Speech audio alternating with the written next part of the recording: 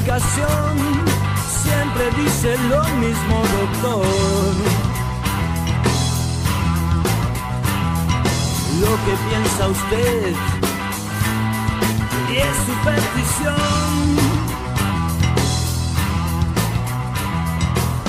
¿Qué pasa, gente? Bienvenido a Lucha Talk. I'm your host, Philip Fox. This is episodio 167. And joining me now to talk Lucha once again on this very, very special edition of the show, we are talking Aniversario, the biggest show of the year. We cover it every year. We are back to doing it once again, and I could not do it alone. I needed the one who is always here, the one who always have my back, the man to my virtual right, the man, the myth, and the producer, Microman Fever. Hey, what's up? Glad to be back. Glad to be talking about CMLL again on this episode. And of course, covering the biggest show of the year. That's right. We got the extended intro edition of Lucha Talk this month. We got a little bit. I wanted to add a little bit more flair to it, since we are talking about Aniversario. And you are correct. You know what you said was accurate. Talking about CMLL once again, because the last episode we did a show about Triple Mania on here, and that was an experience. I would say that show. You know, whatever you want to say about this Aniversario, I think you'd say a lot more about Triple Mania, to say the least. One thing I will say before we get into Aniversario, because there is a lot to say, we kind of briefly talked about it at the end of the last episode, talking about Triple Mania and all of that. Before we get into that, did you watch any of the Grand Prix that took place a few weeks ago? Yes, of course. I watched the whole show. What did you think of it? I mean, to me, I'll just like briefly, my thoughts on that show were basically the undercard matches were not that great. The Legends match was all right, like with Atlantis and Blue Panther and all that, and like that was pretty good. But clearly, like the match on this show was the Grand Prix. We kind of talked about it going into it again on the last show, which was like half the teams were good and half of them we could do without. Yes. Grand Prix itself, I thought after I watched it, I thought there were way too many people. I thought the teams were bloated. You could have cut the teams down, keep it 8-on-8. I think that's around the right number for this type of match. Some people. Right. Yeah, we're extra. I thought they could have done without. I think that was my biggest takeaway from that, because the match, I think, just went too long with not enough important things happening. So I think you cut down on people and you get to what's important in the match. And here, you know, direction's kind of like what we got here. Yeah, there was no direction after the match. Like, Claudio... I mean, the thing is, like, the last probably 20 minutes or whatever of the match was really great, because it was based around Claudio. Yeah. You know, like you know, maybe the last 15 minutes. There's a point where, like, Claudio went on this run. He eliminated, like, Titan, like, and Mascara Dorada, like, back-to-back. And from then on, it's like, we were going. Like, you know, at that point. And by the end, it was good. I didn't like that they wasted a mystical elimination on Fletcher. That to me should have been the end of the match to me, like him versus Claudio. That's how I would have done it. But overall, like, it was long, but basically my early thought and my prediction basically came true. It's hard. Like, your criticisms were accurate, and I like to think that my criticisms were accurate, but ultimately, it's hard to screw up this match when this crowd is so into it. Like, and I think it succeeded ultimately, despite like whatever negatives there were to it. It's hard to deny it didn't feel like an epic thing by the end overall. But they could have cut some people out. Like, get rid of Akira and Davey Boy and Esfinge and Valiente. And I think that it cut off 20 minutes of this match. And I think we're a lot better off for it. You know, I think the match could have been like a great match. Instead, it was a very cool spectacle, but I wouldn't put this up as like, if you compare to past years of Grand Prix, I don't think this was as great as some of the others. Yes, I feel like they've done more with less before. Yeah, I agree with that for sure. But yeah, I just wanted to briefly touch on that. That kind of leads us into Aniversario. Obviously a huge success, Aniversario 91. And we kind of talked about it. Like, again, this is another thing we kind of briefly mentioned. I mean, we had talked about the card. They kind of added on a couple of matches, like the early undercard matches, but we basically knew what the score was going into it. I will ask this. Like, by the time we got to the show, when you sat down and watched this, what was kind of your vibe going in? Because we had talked about it, we had anticipated it, we had not anticipated it. We had said, well, maybe we're going, and then we decided, no, screw that. Like, we're not going to go to this show anymore. Where was your mind at when the show started, pretty much? Like, your hype levels, I suppose. Yeah, going in, I'm always very optimistic of how the talent are going to perform on big shows. I think they're always going to want to do their best. So I know they were going to, hold up their end and have a good showing. But what I wasn't sure about was the people from the outside, like these people from AEW coming in and kind of occupying what spots that I would have seen like other people in that I would have liked to have seen more. Jericho and Mystico, like I think maybe that was probably like a condition for Jericho to be on the show or be let to CMLL. He has to be in the main event, right? And because that match could have easily been added to the trios match that they had with Kojima, Orange Cassidy, and Rocky Romero. He could have been on that team, and they've done 4-on-4 there. Yeah. And then you either add another match, another trios, or a different kind of match with other people. So you're not like leaving so much out. Well, we'll get into those matches later, but yeah, we'll talk about the matches themselves. But I'm just going in. Yeah, I could have done without them, without that inclusion. But they have their business deal with them, and they want to take care of them and show them that they're important to them and are part of their future plans. And I think it was more CMLL trying to make money on these foreign fans. It kind of reminded me of what AAA were doing, their strategy. So it was kind of weird, seeing them adopt like a AAA strategy. I think the major difference between this is like CMLL is getting Jericho and Orange Cassidy, which again, we'll talk about them. You could say what you want about them as talents, but they're clearly major parts of AEW. And like AAA is getting like Jeff Jarrett's crew, like pretty much. Well, Jeff Jarrett has history there. Even before AEW, he was a part of AAA, the lore. But what about Satnam? Well, yeah, they have like all these special. That's what I'm saying. Like Jarrett's one thing, but like Jinder and Satnam. Right. Yeah. Like that's kind of a big difference. I mean, like again, say what you want about the talent level of these people, but clearly Jericho and OC are important to AEW, and Willow as well for the women. And that shows you, AEW prefers one over the other. They trust them more. Yeah, I know there's been rumors of heat between the people running AAA and AEW.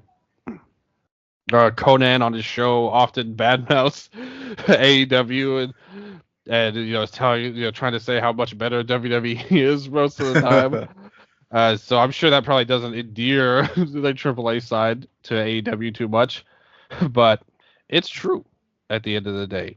Like that's like they're showing you right now. And at one point, at the start of like the start of AEW before they worked with CMLL, AAA did get Omega and the Young Bucks and all these people that they had. So it kind of shows you how things have changed. Like basically now that they can work with CMLL, Like that's kind of their main partner going in. Yeah, and it comes at a time when CMLL now is the premier Lucha Libre company. That helps a lot too. So they've also, played it that way. Yeah, I mean that's true. Like when you think about it like that, it's kind of smart on AEW's part. I don't think it's smart. Maybe they're a little too good to AEW based on building your main show of the year around the AEW talent. It kind of reminds me back when, like, this is a long time ago, but WCW built a Starrcade around New Japan, like trying to make a whole show about that, which is a cool idea on its own, but I don't think it's accurate to, like, how they did it with, like, in Dos Leyendas, like with BCC coming over and having that little run with Brian and them. I think that was a great usage of the AEW talents. But for an Aniversario specifically, this is when like legends are made. You know, you don't think that we're gonna get to see Jericho versus Orange Cassidy on a Friday? Maybe them as a tag team. They could face somebody in CMLL. But there aren't a lot of dream matches left, I would say. I suppose Jericho does have the addition of having some history in CMLL. But I do think, like, yeah, he was there, but it's not like he was this superstar, like, main event level guy, like as Corzo de Leon. He was kind of there for a short time and like very early in his career, and it's cool that he had that moment in his career, but it's not like that was this major run. Like, I think some people just kind of like, oh, he was a huge star in CMLL and he's coming back. Like, his value is that he was a former WWE star. You know, and like this kind of the vibe I got. More so than, oh, he was Corazon de Leon 30 years ago. That was not, it was a small run in his career overall. And he did a lot. Again, you can say whatever you want about him now, but no one can deny he's not had a ton of success and wrestled on the biggest stages. I mean, he main evented WrestleMania at one point. So it's not like, I don't think his CMLL past really meant that much, like overall at all. But he had the star power from being a big star in WWE. I was listening to Cubs fans preview of the show, and he mentioned that he's kind of a good ideal for young CML wrestlers. Like, hey, maybe one day you could achieve, like he started, like this was kind of his big break was in CMLL, and look where he went. Maybe you could one day too. And I think that's a fine, like propaganda piece that you could give to young wrestlers. But I don't know if that's really as accurate in reality overall. And obviously, I think to a lot of English-speaking fans, that maybe a lot of fans listening to this that watch AEW, Jericho's rep is not at its strongest by any stretch of the imagination going into this. And it got even lower after this show, I would argue. But even before that, he's somebody that's heavily criticized with his learning tree gimmick that he has going on right now. Orange Cassidy is significantly more liked in the Twitterverse. You're missing the big detail that is the fans in Mexico can't watch AEW. Yeah. Well, and when we saw how they got over, like these people on the show. Oh yeah. Yeah. So that's and like I said, Jericho's value as an ex WWE person overall. But like I said, I wouldn't have minded even this, even though again we'll talk about the match. Like, I could have lived with this if it wasn't an Aniversario main event where we need a legendary moment. Like, I remember when Aniversarios used to have all kinds of amazing matches. Like, even now this was not an amazing match, but it was a moment. Was like Sombra and Volador's best match, where the fans turned on the show, which we may talk more about that later, about fans turning on some things on Aniversarios. But that was like an epic moment, like in the mass match. Then you had Ultimo Guerrero and Atlantis. Like, everybody remembers that as like an amazing moment. Sombra and Atlantis, another great match. Even up to like, Dragon Lee and La Mascara. Like, everybody went crazy for that. And just in general, the legacy of these matches has always meant something And even sometimes, again, not always. There's just a big difference between, even in past years, never mind this year, there's a big difference in a major one-on-one apuestas match, whether even if it's a hair or a mask. But those are up there. You compare that to a singles match, compare that to the years they've done a cage match or something to the less. And even this, again, we'll talk about the match quality, which is a totally different thing. But I just think in general, you want to have that hyped match. No matter who it is, you want to have the big apuestas match main event, and you want it to end up in that kind of style of a one-on-one. And they make it work sometimes. I mean, we've seen the tag team scenarios that's played out to mass matches before. But just in general, I am not hype about a show, particularly this show. If it were any other show, I would be fine with it. But for an Aniversario, I want the big apuestas match at the end, whether it's a hair or a mask, and preferably a mask match, to be honest. They had that run for a few years where it was all hits. I get even the year they had, remember Niebla Roja and Gran Guerrero? That match didn't have any, that the build-up was all towards Ultimo, and they kind of switched at the last second, and it wasn't a hype match. But the match itself was turned into this great thing and, this epic moment. And this year, we had in the semi-main, yes, to an extent, but the main event being what it was, a match that ultimately serves no greater purpose, that really turned me off going in. And that was just my personal opinion. Yeah, for me, that was one of the main reasons I decided against going to the show. And you did have the opportunity to go. Did you ever find someone to buy your ticket? Well, the thing is, the CML doesn't let you resell the ticket. So yeah, I was pretty much stuck with it. So that empty seat in the 9th row, that was me. That could have been you. You could have done so many great things with that ticket. Yep. You should have given it to me. I would have went in your place, to be honest.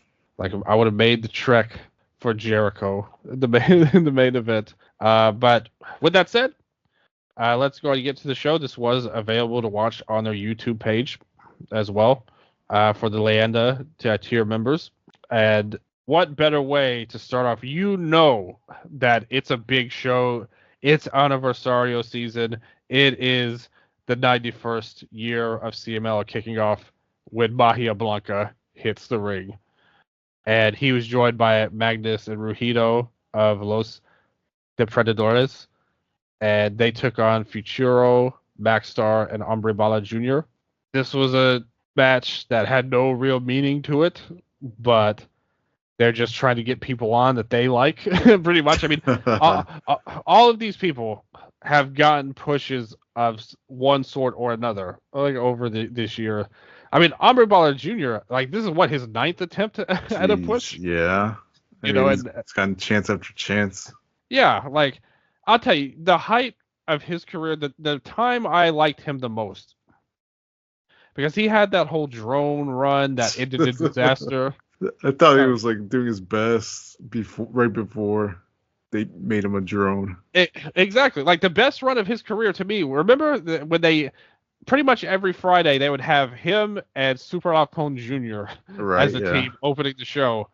That was the best run of both of their careers, but in particular, wherever Super Halcon is to this day, bless him. But Hombre Bala, that to me was the peak. They were a really good Rudo team in the openers, and then they went with the drone thing, and everything just fell apart for various reasons. And then one day they were just okay, you're back to being your original gimmick. And now, finally, in 2024, it took a few years, but they're finally okay, let's give him another shot now. And at this point, again, I was a fan of that team that I just mentioned. I was always advocating for them on this very show back in those days. I'd say that they were underrated.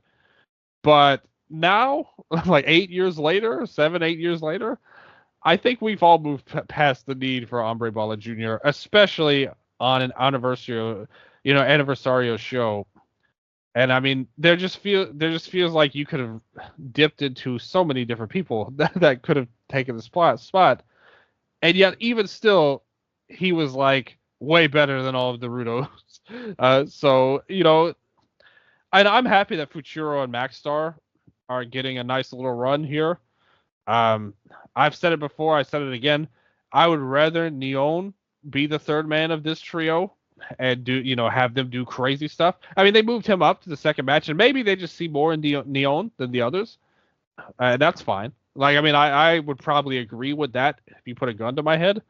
But I just thought they had such a cool vibe as a team that they kind of missed out on an opportunity. I didn't think this was a great match, to be honest, either. The Predadoras just don't do anything for me. Like, I'm sorry. And these guys coming in there, they try to do some big stuff at different times. Futuro did his run up the turnbuckles into a satellite head scissors on Magnus. Magnus hit his Tiger Feint kick at one point. Ruhido hit a big wheelbarrow German. That was cool. Of the three, Ruhido is like by far the best of the three, in my opinion. Then Futuro ran up and they did a double like throw onto the ramp, which was interesting. They came in, and in the end, Maxstar came flying with a crazy Hurricane Rana. Then he got to the top rope and then hit a head scissors on Ruhido. And they basically both, Bala and Maxstar both got pins at the end. Again, there was some sloppiness, particularly from the Rudo team, but at least they kept it within 10 minutes. What do you think? Well, I'm not so down on Umber Bala Jr. Right now. I think he delivers in his role. And I think the match had a role because, it's just the opener. It's like these guys are pretty much like just lucky to get on the show at this point in a match. So they're counting on this match, just really just to get the attention of the fans. And what it really is kind of like more of like a buy-in match because they stream. I don't know if many people know this, but they stream the opener on the Facebook. So people can see it on there. Maybe they'll get excited about the show after watching this and want to see the rest of it. So they order the show or the membership on the YouTube. So I think, for what it was good. Open Bala Jr., I think he serves a purpose here. He's a guy they can count on as a veteran and can lead these guys, these younger guys, to do what they do and what to do. He can also take a fall, so only one of the other ones has to get pinned too. So he's very useful, I think, in this role. But the Predators, I agree with you. That whole team mostly. I guys, I don't want to see big time. Don't want to see really either of these three guys, working with this other trio, the technical trio. I think that this team, Futuro, Maxstar, and Rabala Jr., they're ready to move up to the next level, work with those other Rudos. They have such great depth there. And the Rudos are, just general other trios they could mix in with, the Villanos, the Panthers. That's exactly who I was about to think of. Like, why weren't the Villanos on this show? Yeah. Well, it's pretty obvious why they're not on the show. Look at the top of the card. Yeah, they just have such a great roster that they can involve everyone, get everyone going up to the next level. And they haven't figured out how to do that. Maybe it's because they don't want certain people to take a loss and keep losing, which is why they keep them, people at this level. So they're always going to face the Predators no matter what. No matter what, you will always face the Predators. Yeah, there's even more of them. To me, the most memorable part of this match was Hombre Bala slipping on the ropes. Like I thought. I think for me it was Futuro. I think Futuro, he almost died on the outside after. Yeah, that Magnus couldn't catch him. Oh man, Magnus sucks. like all of these guys. Yeah, like why are these guys? Yeah, like I said, I wasn't a big fan of this, to be honest. I think like Futuro and Maxstar and maybe even Hombre Bala. you could get something good out of these guys in a different scenario. I mean, we saw what Neon did in the next match. We'll talk about that in a second. And I think you could have gotten a similar quality of match with that trio with better opponents. Like I said, put the Viano brothers and Cavernario as a trio against them. Or Cavenario's trio, you know? Yeah, you just put Cavernario's trio. Like, that would be perfectly fine in there. Like, there's so many guys. Like, to me, those were the guys that I thought of immediately. I would have liked to have seen Averno on this show as well, especially considering what they did in the mass match. Like, to have him have some role on the show would have made a lot of sense to me, but whatever. Overall, like, the opener's not the draw of the show, but I definitely think we've seen that's another one. Never mind the main event. We've seen better openers in Aniversario lore in the past for sure. The second match was Los Hermanos Chavez, Angel de Oro, and Niebla Roja, and Silverado Jr. taking on the aforementioned Neon, Star Jr., and Templario as a team. And this is kind of another thing where it's like, hey, we're getting guys on this show here. Yeah, added at the last minute. Yeah, and that said, I thought this was a significant upgrade to the opener. And again, Neon lucked out, like he got the big straw, like whatever happened. You know, man, and Templario, if he hadn't have been on this show, that would have sucked because he's been one of the MVPs, in my opinion, of CMLL this year. And along with Soberano as well. And then I'm always a big fan of the Chavez brothers, who are always quality.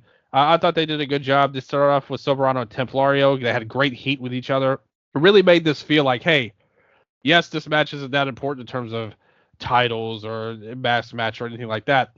But they made it feel like a big deal to them coming in there. They kind of paired off with Oro and Star Jr. coming in. They did some rudimentary work. But then Neon tagged in and Roja came in, and that was like the best combination, I thought, of the opening fall. They did some good stuff there. Neon looks fantastic. And at the end, they set up a triple pin for the Chavez brothers team. Was really cool. They started off the second fall with Kemalito coming up with Soberano attacking him. Another awesome spot there.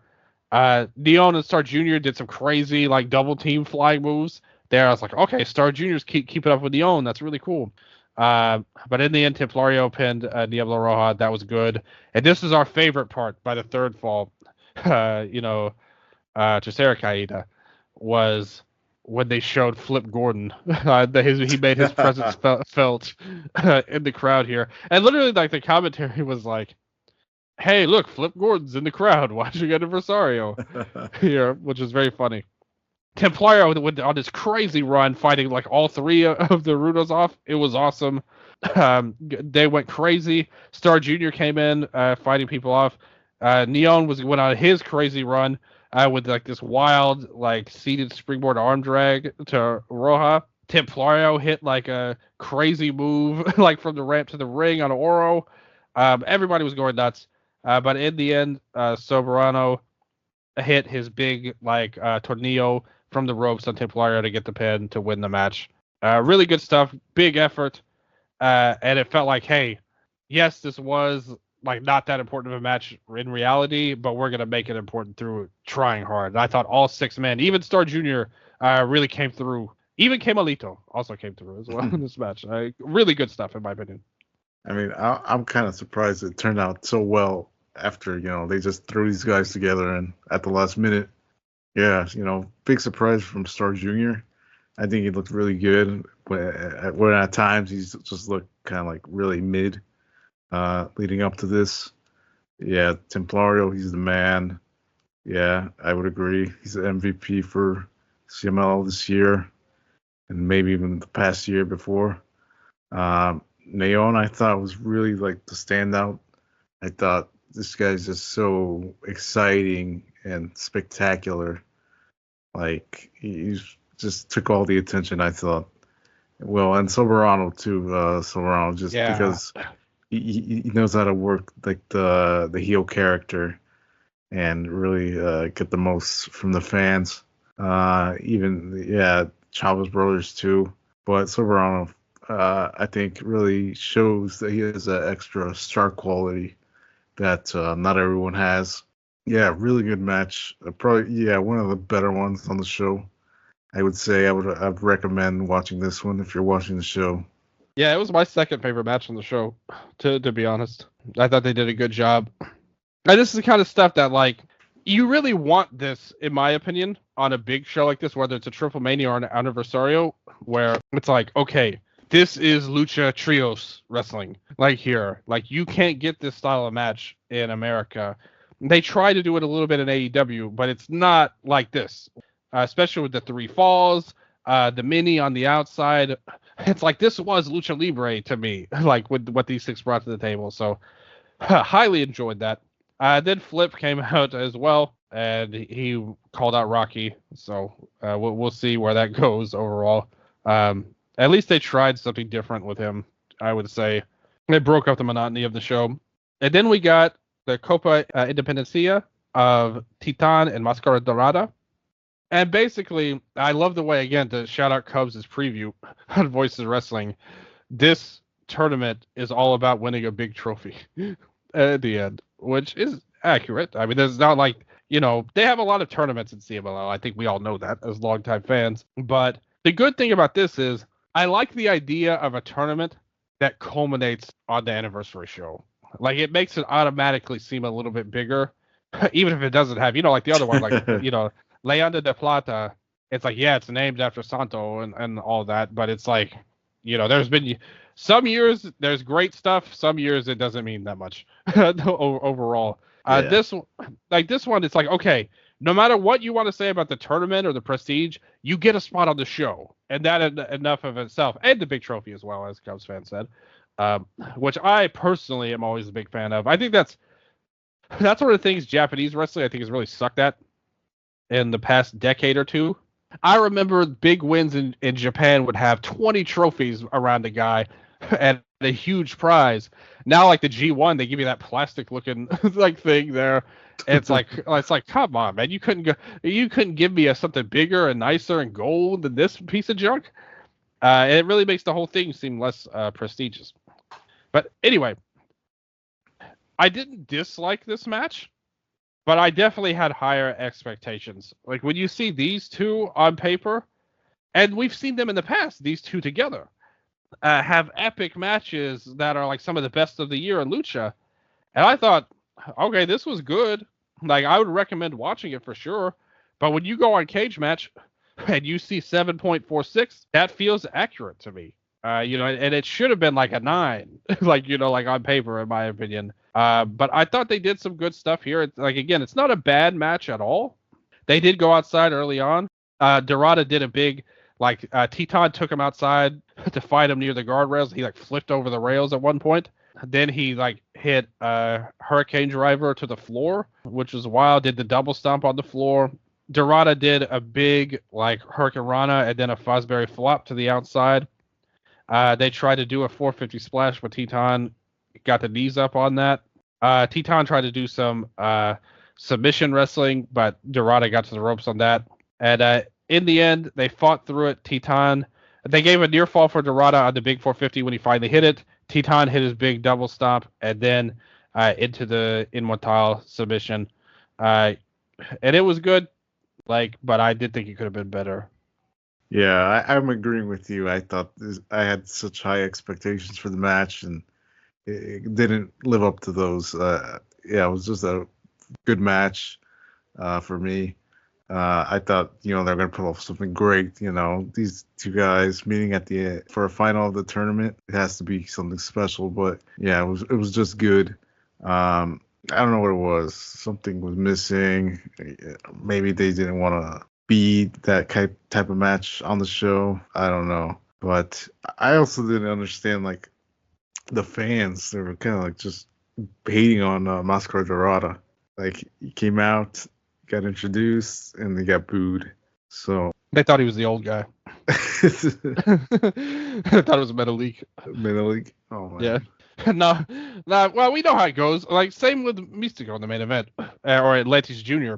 Well, these, yeah. Dorada's been someone that has, the skills and the talent to back up the type of push that he gets. That doesn't matter. Again, go back to that main event with Dragon Lee and La Máscara. What did they do in that match? Dragon Lee had the skills, but sometimes people have different opinions than us, I suppose. Because there's no doubt Dorada is a great luchador, like to me. But it does feel like anytime a newer guy gets a push in these major anniversary shows, the fans always are against them. Atlantis Jr. has skills as well, but that doesn't stop anything. Overall. So I mean, it wasn't that surprising to me that they rallied against the young guy just because it's happened before. I mean, it's a little surprising because he's so great. But I don't know. Maybe that rattled him a little bit. Maybe he's not used to it as much. I just watched their match last year. It was probably around this time too. That was a way better match than this one, in my opinion. That was one of the best matches of last year. Like I said, this was my personal most anticipated match on the show. More than the mask match. Ultimately, it didn't deliver to that standards. But it's still good though. The worst they could do is still good at the end of the day. We'll see how what this means for Titan. I would presume nothing, but he did get the cup from El Fantasma for this, and that's worth more than any accolade. They did this thing with Orange Cassidy where he showed up and he started to talk and cut a promo, but then Jericho attacked him. And Big Bill attacked him as well. I don't know why he was there. Did they pay for him to come there? Who paid for his ticket is what I want to know. Not. You think he just traveled on his own to get there? He did. We have no evidence to counter that point, ladies and gentlemen. Unless Big Bill contacts Microman Fever and lets him know who paid for it, we'll never know for sure. We do know there was a title match up next. The CMLL World Women's title, Willow Nightingale defending against Zuxis. The whole thing of this match was basically, Stephanie's gone, so let's put Zuxis in this role. And this to me was another disappointing match, I have to say. I personally think Willow is a very good wrestler, one of the better women in CMLL or in AEW for sure. Zuxis is one of the better ones in CMLL, I would say as well. Yeah, we did see her when she went to AEW. She had a very good match against Mercedes. One of Mercedes' better matches, I would say, overall. But for whatever reason, on this stage, I just didn't think something just didn't click between these two overall. You look at the match here. They started off. Willow was fired up, doing her hyper babyface stuff, pretty much. They started off really slow. They were doing a test of strength at one point. Did some really basic mat wrestling. Zuxis tried to lock in a bow and arrow, do some more technical stuff, but it really wasn't that impressive overall. They did some stuff on the outside. Willow did her big rolling senton off the apron that happened. Tried to build up some more power stuff. I didn't really sense the fans were that into this, to be honest, going in. But Zuxis tried to do some more submission stuff, but the match ended with her hitting the one-woman Spanish fly off the top. It felt like they could have really pushed the envelope if things were hotter going in. The match itself had went a lot better and the fans were more into it. They could have pushed further, but instead they were just all right. Because a lot of the match was Zuxis trying to do grounded, Ruda submissions and stuff like that, and they were just nah, I'm doing my top rope move to end this match. We're just gonna go home and end this after 10 minutes. Yeah, I see what you're saying, and I can agree with you, but I also, see, why, because, they don't know who Willow is. These fans, they're not watching AEW TV fans over here in America. She had been in CMLL before. She has, but, that was 6 months ago when she was, I think. Yeah. Yeah. When she came out, she came out clapping, expecting to get the same reaction from fans, and the fans were just sitting there, quietly. They weren't into this. Yeah, they were not, for Willow. I think just being disconnected with the fans and not really them understanding why the match is happening. It's just that it's happening. It's just get the belt off Willow and put it on Zuxis. That's pretty much it.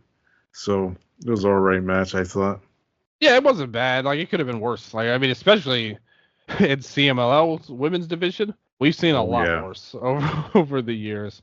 overall. And again, it's not like the title's been at its hottest. Like we're dealing with the replacement. I think if Stephanie had been there, like it would have been better.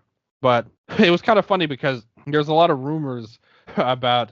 So Willow had this match on All Out in AEW like a week ago, and basically at first they announced it as a title match, and then they decided no, it's not a title match anymore because a lot of people were speculating that like CMLL vetoed it, like because they didn't want the prestige of the title being ruined by a street fight being in there.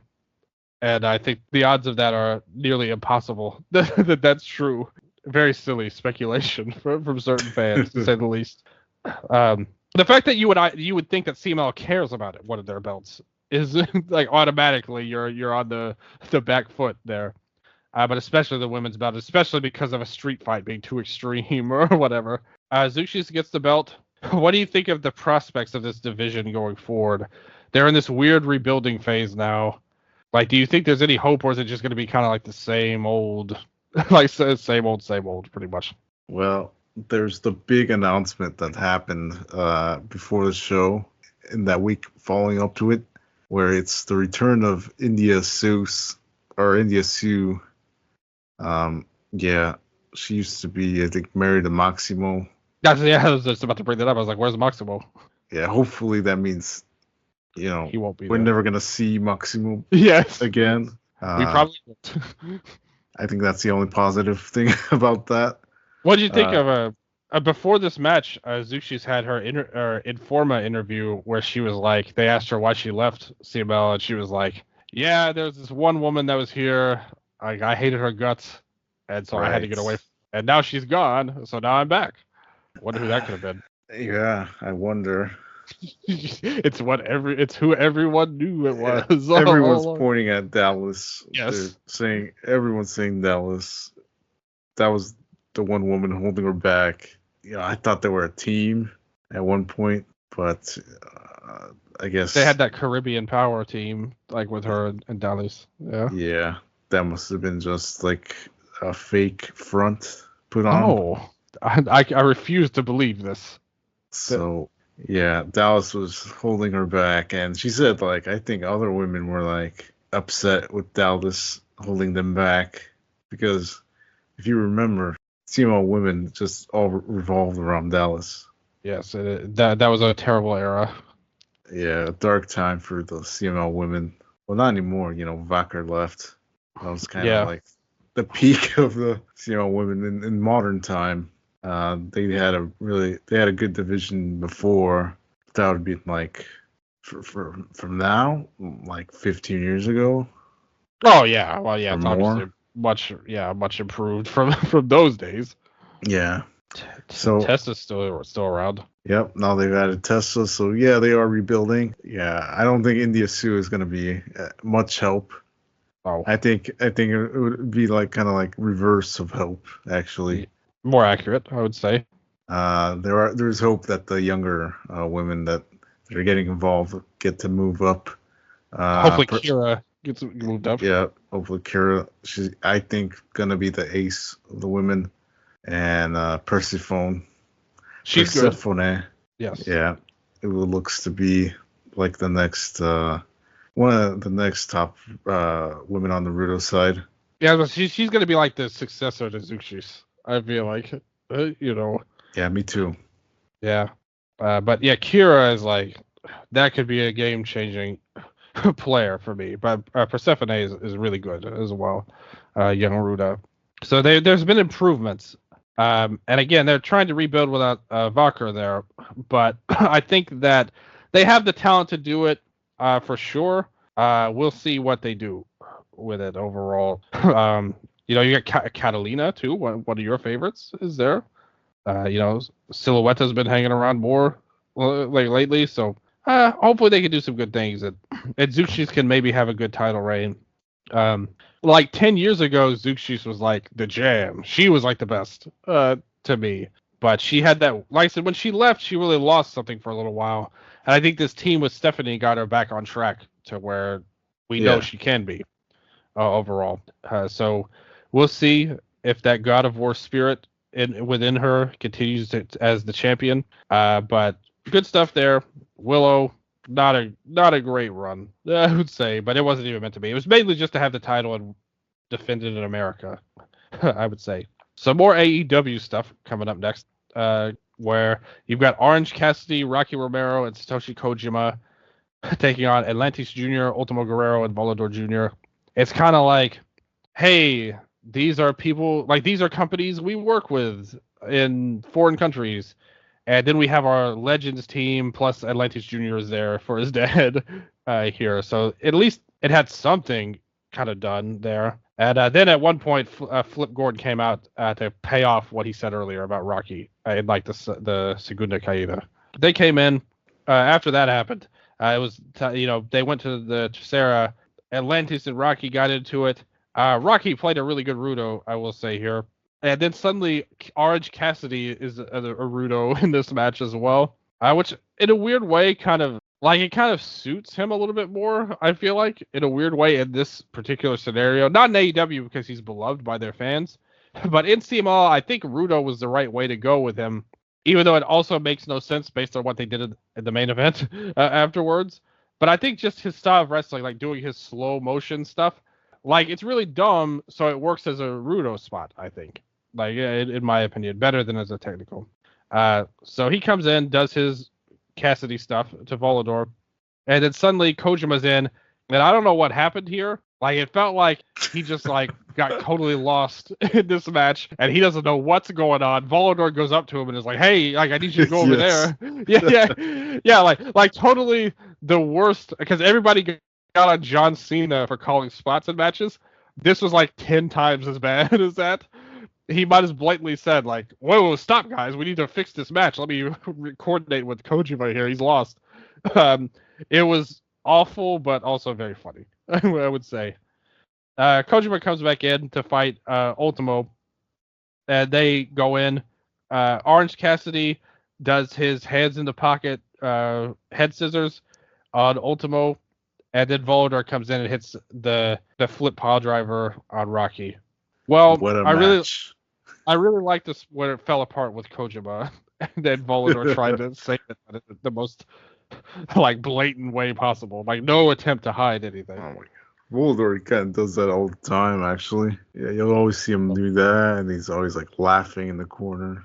He does do that a lot. You're right. But I'm gonna think different than you about Orange Cassidy in CMLL. Like, I think they totally should have put him on the technical side.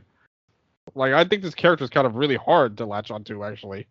And he himself has made it work in AEW more than the character. You're not as lost as Kojima was in this match. I didn't think this was that good of a match. Like, long story short of it all. Like, whatever you want to say, whoever you want to point the finger at, this wasn't that good. We got Troll Volador, which I will always cherish those moments to have.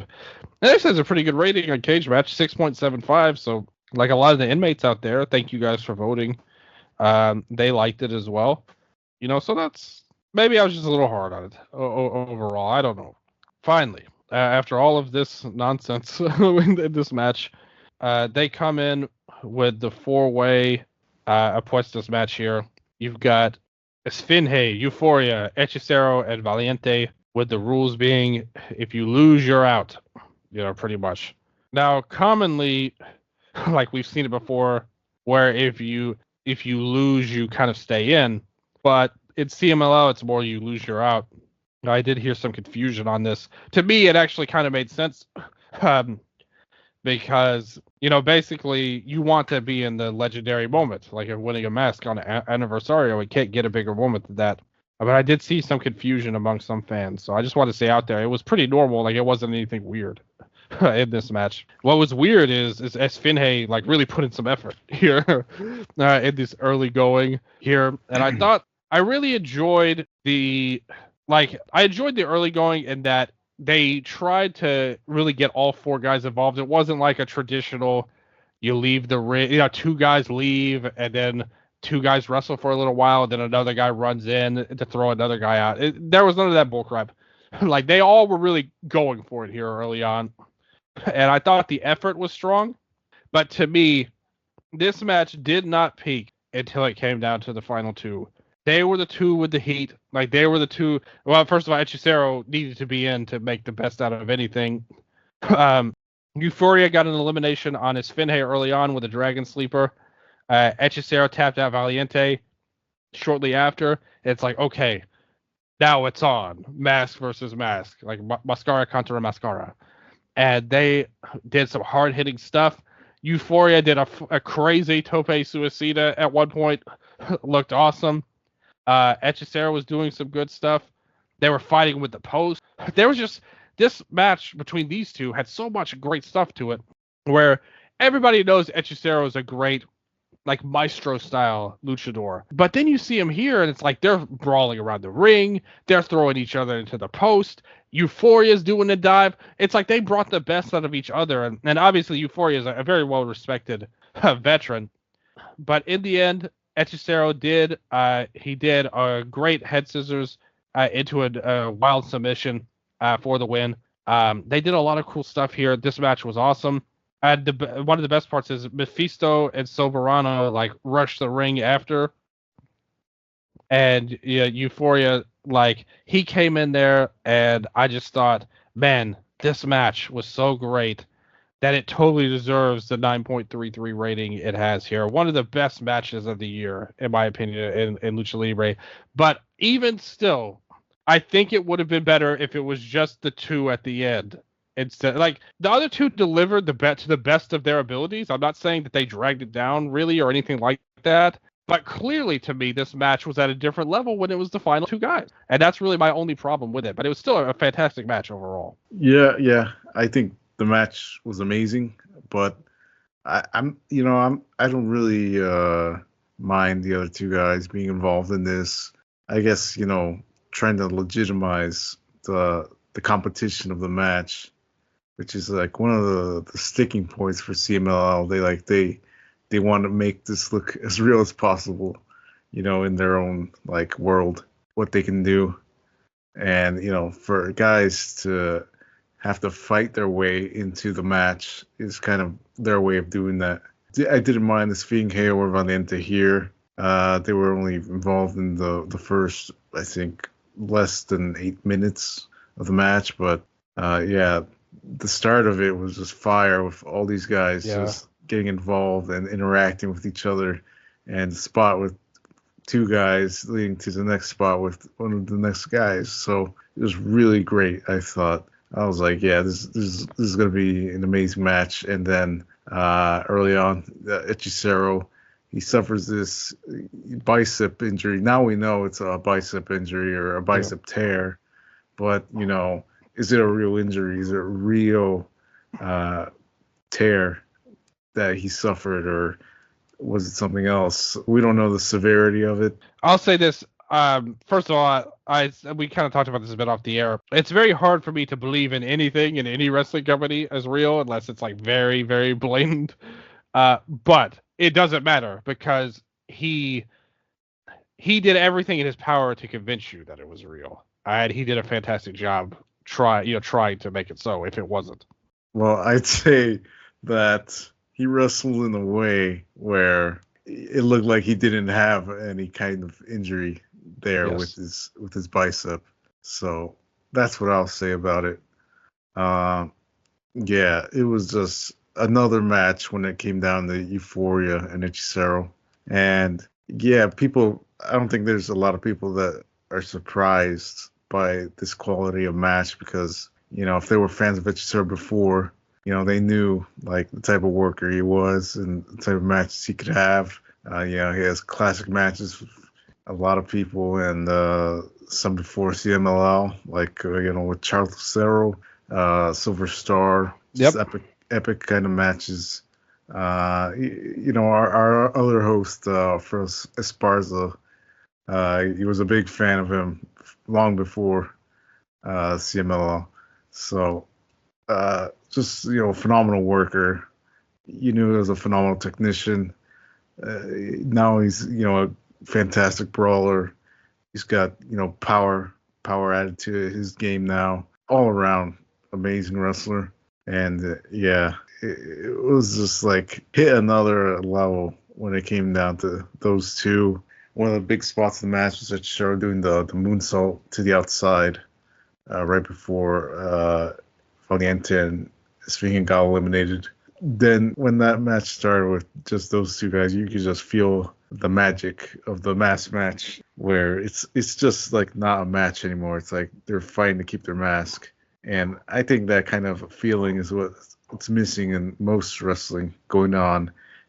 This real feeling that these guys, want something and they're competing, and there's just like you're not gonna get it from like using weapons or doing all these crazy reversals. It's just never gonna match up to something like this, and I think that we need more of this. And something I loved about this match was that as it was going on, you could see like the fatigue intensifying. The kickouts just became more desperate. There were like these shifts in momentum and energy between these guys, so it all felt like real. So when it comes down to it, it's like I don't care if like that injury is real or not. You couldn't even tell. So amazing match. The finish, you saw Hechicero. He modified the hold that he uses usually to finish off his opponent. He really didn't go for that because that would, I guess, take more of his arm to do it. So he just does this one hold where he kind of makes Euphoria feel the pain he was going through. So I thought that was a great touch there. This right here is just how you pay out on a real like intimate rivalry. So you put something real on the line, and that's how you should do it. So I thought this was match of the year. And after the match, you mentioned Soberano came out running down the ring with Mephisto. He came out too. Yep. Euphoria. He gave an emotional speech after, thanking the fans and apologizing for not being able to win. So he said all that, and then he congratulated Hechicero, handed him the mask, and Hechicero thanks him for the match and gives him credit. And you have Euphoria, owning up to his loss. It was great. The post-match was all epic, as you would always expect it to be in this sort of scenario. I thought the Soberano running out was an extra touch that made it like even better. But like you said, respect was shown afterwards, and he announced himself as Jose Leobardo Moreno Leon, been in wrestling in Lucha for 34 years. So really cool stuff. Hechicero was awesome. One arm, two arms. I'm sure he could find a way if he had injuries in all of his arms and limbs and everything else, he'd still be great somehow because he's just a next level wrestler. Like he's a generational level in ring talent. He's not really been pushed as a star, and maybe the prayer and hope will be that maybe this could springboard him into being a major player in CMLL. But even if not, it's great that he got this moment. Another point of this too. I kind of wish that they put more into him and Euphoria, like as a singles, because when the turn happened originally, it felt like this super hot thing, and it just kind of fizzled out, and then by the end of it, it's like we got back around to where we rushed wanted. It. Yeah, exactly. Like it could have been something like really special and cool, and it's just like they did the turn, it fizzled out. All right, that's it. We're going to the mass match like right now. And they added two other guys, which I personally didn't like. Maybe some people didn't care about it as much. But still, like that's another thing I think would have made this, because me personally at least, the Copa Independencia was more hype for me than this match. And it's a shame that it's that way. And obviously, by the end, this was by far the match of the night. And like you said, that in reality, the match of the year. One of the matches of the years of any promotion in the world, in my opinion, by the end, which is what we all want, and we all knew would happen in a big Hechicero match. But it wasn't flawless in the build-up and how they did it. But once we got to the match, obviously, Euphoria, great. I mean, he deserves a lot of respect and love. for one of these, like, always reliable veterans. Like, in any position you put him in, he delivers big. Whatever trio he's a part of, he does great stuff in. And he really deserves his roses for this match to keep up with Hechicero and make this as great as it was, I would say. We'll see where he goes from here. Oh, let me ask you this, too. When you coming into this match, did you think Euphoria would lose the mask? Did I think Euphoria would lose the mask? Let me see. I thought it might be Valiente, to be honest. Well, they just got, like, thrown in at the last minute. Exactly. So it was like, it just sounds like something CML would do, you know? Yeah, exactly. They're like just scamming us. Yeah, pretty much. Yeah. I mean, that's kind of not. It kind of makes sense in a lot of ways, because then you could have built to a real singles match, like, and you got like a double booking. Well, I mean, that's kind of, again, I mentioned it earlier, the Volador and Sombra. The fans memorably turned on the match because they thought it would be Ultimo and Atlantis, but they ended up drawing 2 big houses instead of just one. Yeah. Off the back of that match. You think Esfinge and Valiente are going to draw? I mean, that's really the big match of all this. It's not Hechicero and Euphoria. They had to really build that Esfinge and Valiente huge match. But still, wonderful match overall. Everybody should check it out. Must see, and whatever kind of fan you are, even if you've never seen these guys before, I think you could show this to people, and they would love this match. Hechicero, man, what a luchador. And then I turned the show off and I didn't watch the main event, so let's not talk about that. No, I'm just. I wish I wasn't, though. Mystico versus Chris Jericho. This got a lot of talk online afterwards, and you knew it would. Jericho's a lightning rod for AEW fans and any kind of wrestling fan, I think, that doesn't enjoy him that much anymore. And CML decided, let's base our main event of our Aniversario show around AEW so that they can show it and piss off Cubs fans so much on Twitter for a 15-second promo, which he's justifiably right that this was stupid as hell, what they did. But still, we got this here. Early on, they do a really lame first fall, I thought, where Jericho seemed like he was trying to feel out the crowd a little bit. And some people may say that's veteran chops. Others may say he just sucks. Overall, the funny thing is, Jericho was actually kind of liked by the fans at the start, and then by the end, things didn't go according to plan. Jericho won with the walls at the first fall. They went into the second, the Segunda Caída, where Jericho does Rudo stuff. He rips at Mystico's mask and all that stuff going in there. Jericho does his like springboard drop kick, but he missed. And that led to Mystico doing a tope suicida. This is a big spinning plancha. They go on the turnbuckle, but in the end, Mystico does his own like swanton bomb into the lion salt to win Segunda Caída. Big Bill interferes, hits a choke slam on Mystico. They go back to the outside.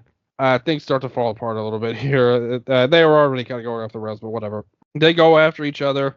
Jericho tries to do double, like a butterfly suplex into a backbreaker, and Mystico dodged the lion salt, tried to do some near fall stuff. Mystico fired back, where Big Bill comes in, but then suddenly Mystico ducks, and Big Bill hits Jericho, and that lets Mystico go for a La Mystica that Jericho botches horribly. They try to work out of it to the walls, and Jericho hits a code breaker for a near fall, but Mystico runs back in with a La Mystica, another terrible version that everybody saw the GIFs of and made fun of and talked about how bad it was. And they were right. Like, the thing with this match, first of all, right away, 20 plus minutes for a Jericho match in 2024 is never the way. Like, you don't want to put him in this kind of position.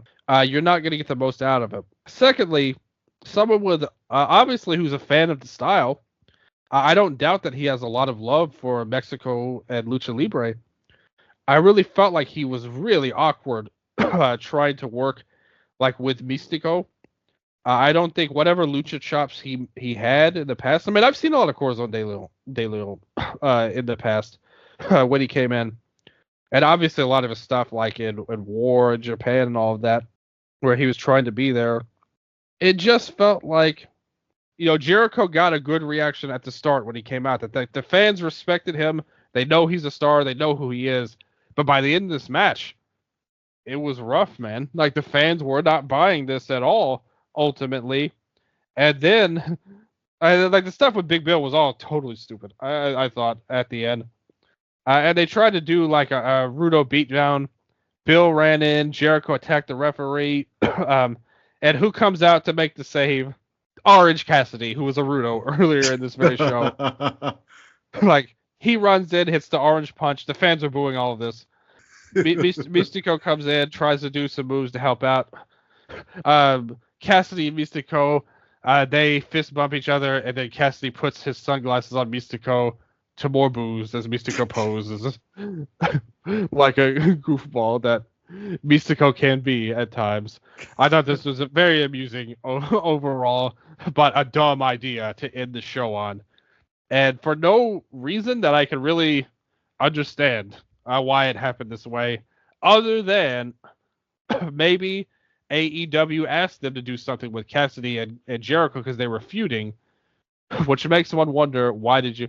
Again, I don't think his character is very good as a technical, in my opinion. But to your point, if you're going to do this, why would you have him Rudo earlier on? It doesn't make any sense. None of this made any sense. And I think this is what happens when you're kind of two companies that are on different wavelengths are working together. And unfortunately, it led to the main event of an Aniversario, which is basically going to be one of those, I think it'll be like a trivia note more than something we really remember or think fondly of in the future. Man, 3.53 rating on Cage Match. So I'm it's not just me that feels these ways. Wow, it was really just like AEW doing everything they can to ruin this show. Jericho in the main event. He will not be placed any lower. He has to be in the main event, and it has to go 20 minutes.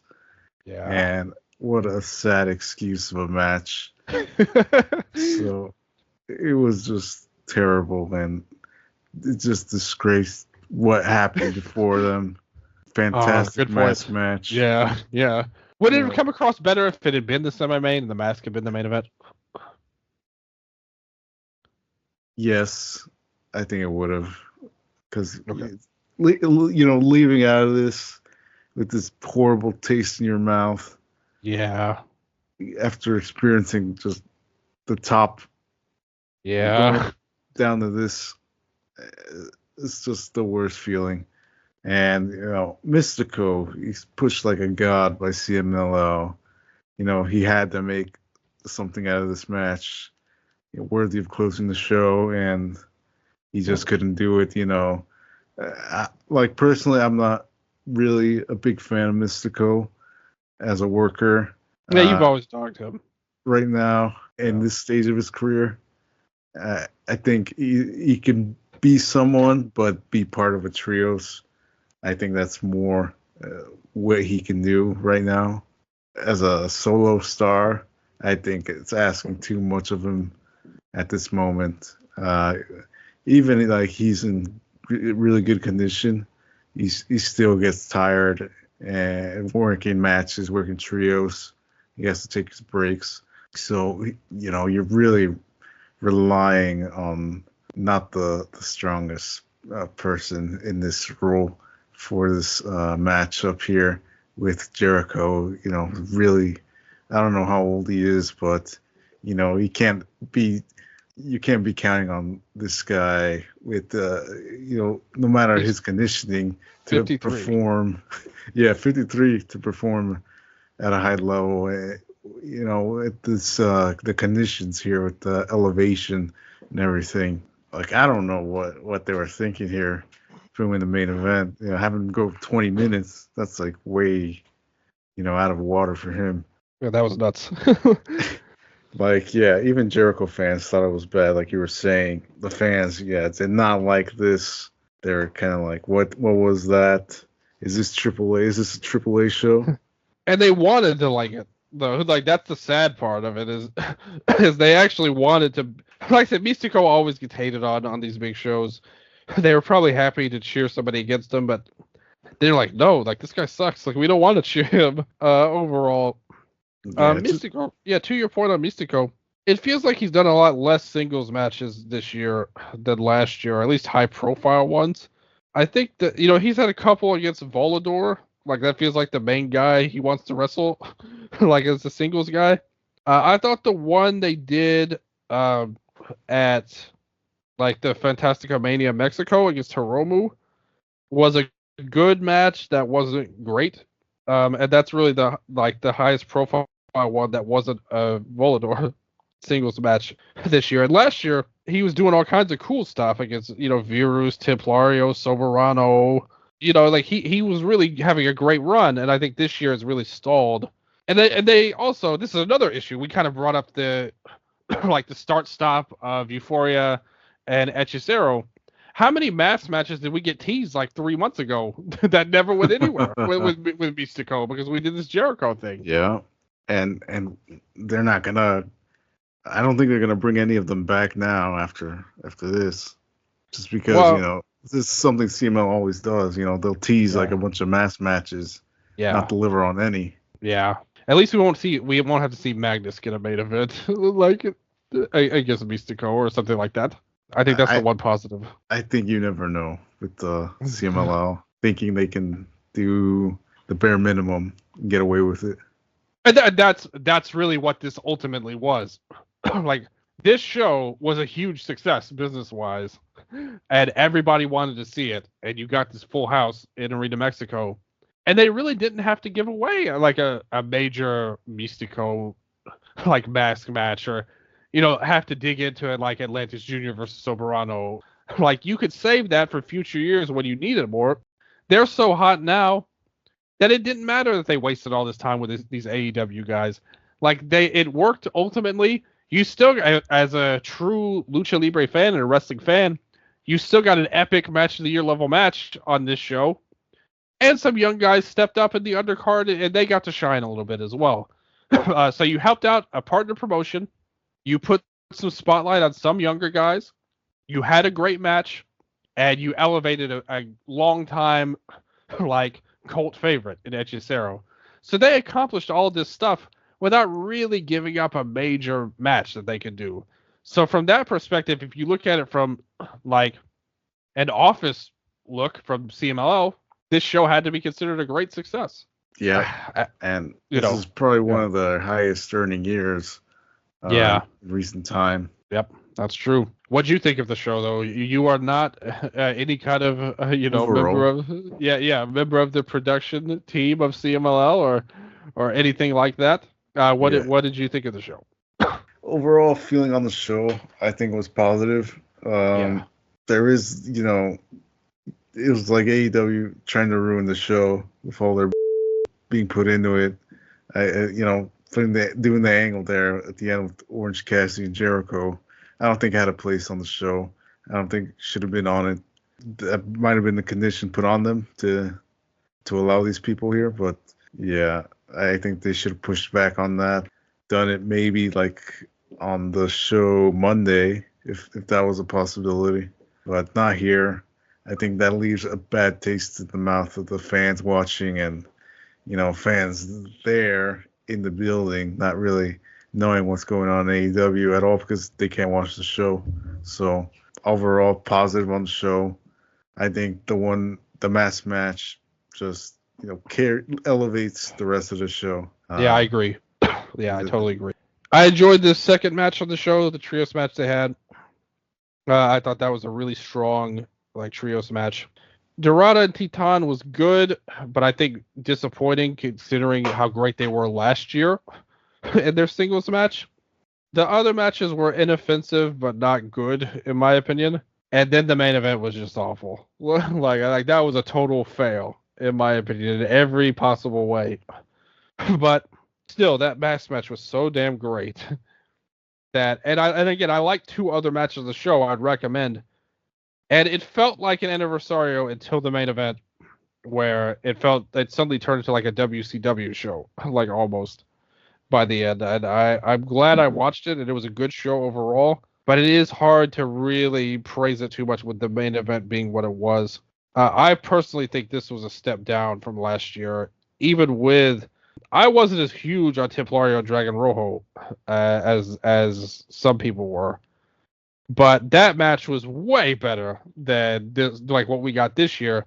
And Volador and Angel de Oro was like my match of the year last year. So, like, you had a similar quality match. The women's match was significantly better. That was Vaca and Zuxis versus Haruchita and Juvia, which is a great opener, like way better than this year's opener as well. They had a bunch of trios matches, they had the Legends match, which is a lot better than we thought it would be, with Satanico and Virus and Fuerza. The other matches, Lucha House Party versus Silverado and Titan, Atlantis, Mascara Dorada, and Mystico versus Romero, TJ Payne. That was a good match. That was a really good trios match. Yeah, last year was better. Yes. Like last year was pretty clearly better. Last year, I would regret not going to that show. And again, I think you kind of were on the same page with me that the main event wasn't that great with Rojo Jr. and Templario, but it at least felt like a great moment at the end with Rojo losing his mask. A lot better than Mystico getting shades put on him, which was not definitely not a legendary moment, and the fans rejected it ultimately. So yes, the fans made it. Yeah, that was the funnest part of the show. Really, was seeing the fans. Like, who were they going to turn on different matches? Like, that's always interesting with the big Arena Mexico crowds. And we got a good display of that here, so would definitely recommend that. But do you have any other thoughts on CMLL after this? Do you have any idea where they're going in this near future? Because, I mean, I know typically we talked about the Grand Prix earlier on. I think the Grand Prix Femenil will come up next month. And we're going to be doing Dia de Muertos shows. So we'll see what goes on. I think we'll have some good stuff going forward through October. But they're going to have to build and I think work on some things going forward. I think maybe they're going to return their focus to Mascara Dorada and try to solidify him as a top star. Because I think he kind of already is, but he's missing like important wins over, other stars not named Templario. Yeah. Who do you think will win the Dia de Muertos show? There's so many candidates. It's hard to just name one, but I would like Zandokan to win. Yeah, he's another one. I wish he was on this show instead of those goofballs in the opener. Overall, yeah, he's another one that deserved it. Great pick. Yeah, I'm 100% co-signing that overall. So that'll be good. We will definitely talk about that stuff for sure next month, as well as the Grand Prix for the women of CMLL. It should be interesting to see who they get. We can presume there will be some AEW people on that team. Surely there'll be some great Joshi wrestlers that they put in. And hopefully it's a lot of fun for everybody involved. But still, like I said, we had our qualms with the Aniversario, but overall, I definitely liked it. And especially for me, if you're the kind of fan that watches a lot of American wrestling and Japanese wrestling, everything's so homogenized that a show like this really was able to feel special compared to a lot of the other big shows in Japan or America. So I would definitely highly recommend it anyway. But 1,000,000% watch the mask match. I think it's a match of the year level match again in any country. So good stuff there. Lots of fun to be had. And as always, we really appreciate everybody for listening.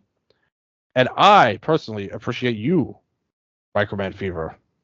I want you to say whatever's on your mind, on your heart, anything you want about anything. Just talk to the people before we get on out of here. Well, thanks for listening to the show. I appreciate the support and people listening to it. And you can catch me on Twitter, usually at Microman Fever. Get on there, talk at me, whatever. Yes. talk at him about anything you would like. And talk at me. I'm also on there at Viva_0. You can check out my other show about Japanese wrestling at Eastern Lariat. It's going to be a lot of fun talking about Japanese wrestling on the Lariat, where we talk about all kinds of cool stuff. Me and Striga, he's one of the head honchos of CageMatch.net, and we have a lot of fun on there. But mostly check us out on Spotify, iTunes, YouTube, wherever your podcasts are heard, and of course CageMatch.net. As always, the download's there, the video's there, everything's there, and continue following Lucha Talk for always an update on the big things, the comings and goings in Lucha Libre. And there is going to be big stuff next month, too. So don't think it's all going to end with Aniversario. There's going to be cool stuff for sure. So check it all out. Have fun. And tune in next time. And until next time, adios.